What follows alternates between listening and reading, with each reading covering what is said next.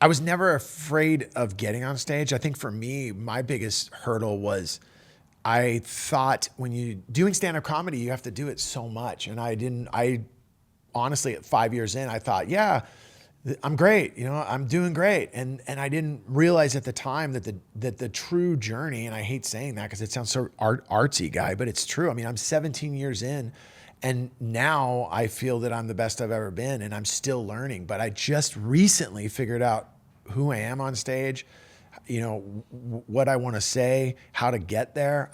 I think when you do anything else, like with music, you can practice alone. You can, if you and I wanted to start a band, I could send you the song, you learn it, and then we rehearse it. We play that day, we do sound check. But with comedy, you have to be in front of people so much, and you just learn how to deal with different people's reactions. You start to deal with how you're going to use words, the placement of words, taking words out, keeping things shorter. I look back on some of my stuff that I used to put out there and I cringe because it's so long just to get to and I also write jokes like a song, for me, the punchline is the chorus. There's the verses leading up.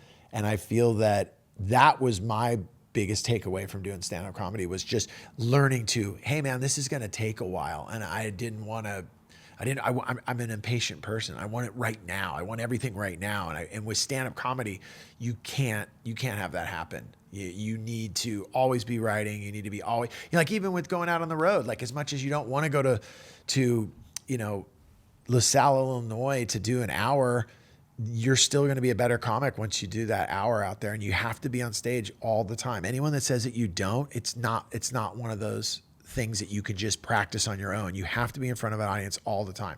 You have to. It's so different than music. And that was the biggest takeaway for me. Getting on stage, not nervous about that at all, but basically learning how to take the time to write, listen, and do all that.